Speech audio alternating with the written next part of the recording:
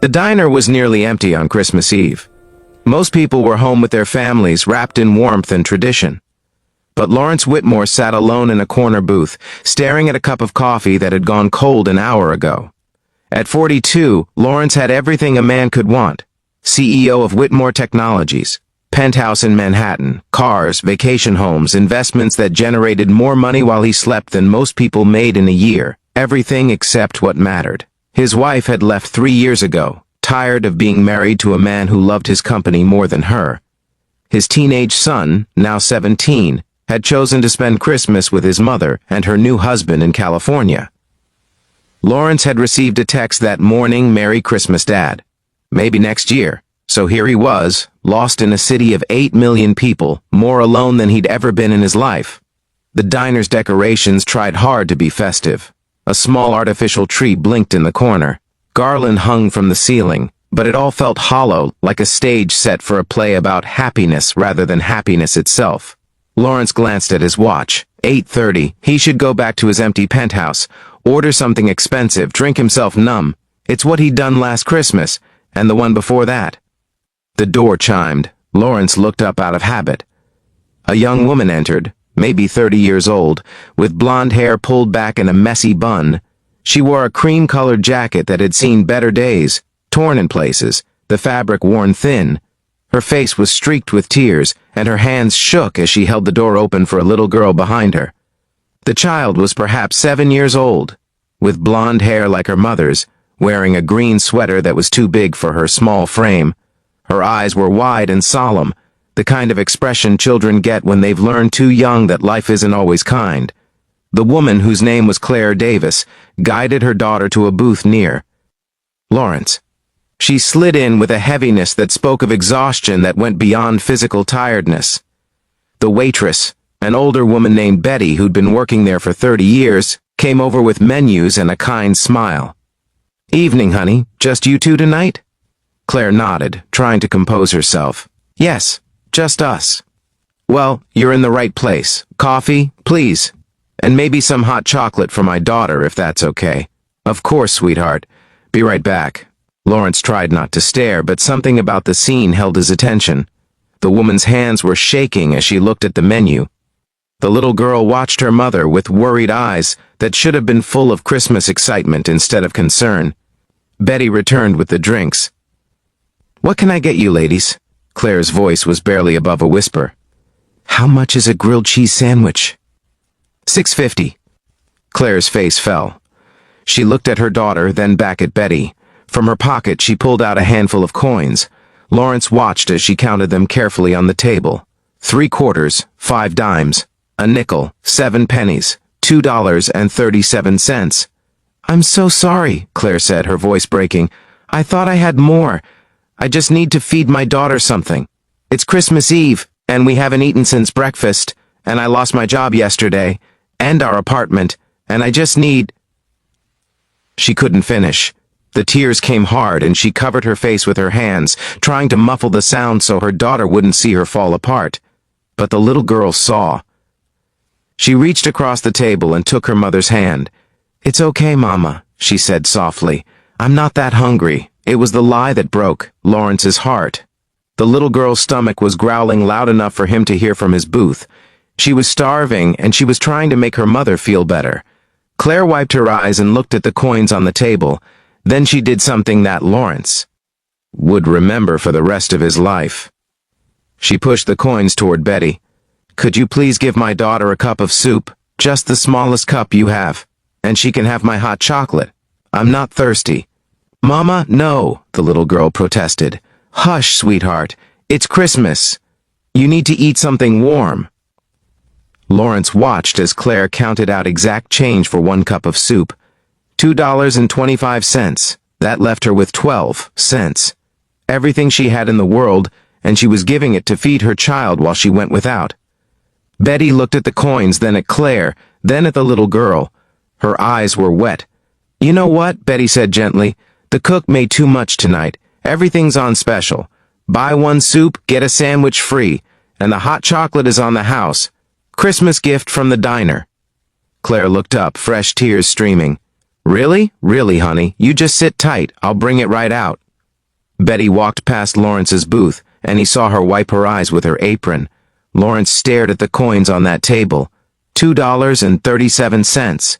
He had $700 in his wallet right now, more in his bank account than this woman would probably earn in 5 years, and here she was, spending her last pennies to feed her child while going hungry herself. When was the last time he'd sacrificed anything for anyone? When was the last time he'd felt anything real? He stood up before he could talk himself out of it. His legs carried him to their booth. Claire looked up, startled and defensive, probably expecting judgment or pity. "Excuse me," Lawrence said quietly. "I don't mean to intrude, but I couldn't help overhearing. I'm alone tonight too, and I was wondering if you and your daughter might join me for dinner. A proper Christmas Eve dinner. My treat." Claire's eyes narrowed with suspicion. Why? It was the right question. Lawrence thought about lying, saying something noble, but the truth came out. Instead, because I've spent the last 3 years so focused on making money that I forgot what it was for. Because I have a son who doesn't want to spend Christmas with me. Because you just gave everything you had to feed your daughter, and that's the most beautiful thing I've seen in years. And because it's Christmas Eve, and no one should be alone tonight. Claire studied his face, looking for the angle, the catch. Lawrence just stood there, feeling more vulnerable than he had in any boardroom. Finally, the little girl spoke up. "Mama, I think he's sad too, like us. Maybe we can all be sad together and it'll be less sad. The simple wisdom of children." Claire's expression softened. "All right, thank you. That's very kind." Lawrence moved his things to their booth. Betty came over with a knowing smile and took their order. For the next 2 hours, Lawrence learned their story. Claire had been a nurse until the hospital cut staff. She'd been barely making rent as it was, and when she couldn't pay, the landlord evicted her 3 days before Christmas. They'd been staying at a shelter, but it was full tonight. They'd been walking around trying to figure out where to go when they saw the diner. Her daughter's name was Lily. She was 7, loved to read, and wanted to be a teacher when she grew up. She talked about books and school and how her mom was the best mom in the whole world, even when things were hard. Lawrence talked too, more honestly than he had in years, about his failed marriage, about the son who barely knew him because Lawrence had always been at the office, about the emptiness of success without anyone to share it with. "I built an empire," he said quietly, "but I forgot to build a home." Claire looked at him with understanding, not judgment. It's not too late. If there's one thing I've learned, it's that it's never too late to start over, to choose differently. When the meal was finished, Lawrence paid the bill and left Betty a tip that made her gasp. $500. "Merry Christmas," he said simply. Then he turned to Claire. "I know this might sound strange, but I own several properties in the city. One of them is a small apartment building in Brooklyn. Good neighborhood, good schools. There's a 2-bedroom unit that's been vacant for a month. It's yours if you want it. First 3 months rent-free. And I'd like to make some calls tomorrow about nursing positions. I sit on the board of 3 hospitals. Someone will hire you." Claire stared at him. "I can't accept that. It's too much." "It's not enough," Lawrence said. "You taught me something tonight about what really matters. About sacrifice and love and putting someone else first. That's worth more than any amount of money. Please, let me do this, not as charity but as thanks." Claire looked at Lily, who was watching with hopeful eyes, then back at Lawrence. "Why?" she asked again, but this time the word carried different weight. Not suspicion, but wonder. "Because 3 hours ago I was ready to give up," Lawrence admitted. "On connection, on purpose, on believing that people could still surprise me with their goodness. And then I watched you give everything you had to feed your daughter. You reminded me what love looks like when it's real. That's a gift I can never repay, but I'd like to try." They left the diner together. Lawrence made some calls and within an hour had arranged for a hotel room for the night and keys to the apartment for the next day. He sent Claire contact information for hospital administrators. He gave Lily a stuffed bear from the hotel gift shop that made her eyes light up like Christmas morning. As he watched them head up to their room, Betty came up beside him. "You did a good thing tonight," she said. "They did the good thing," Lawrence replied. "I just finally noticed." That night, lying in his penthouse, Lawrence didn't feel empty anymore. He picked up his phone and called his son. "Dad?" It's late. Is everything okay? I just wanted to tell you I love you, Lawrence said, and that I'm sorry. Sorry for all the times I put work first, for all the recitals and games I missed, for not being the father you deserved. There was silence. Then his son's voice thick with emotion. Dad, I love you too, and I'd really like to come visit. Maybe next weekend? I'd like that very much.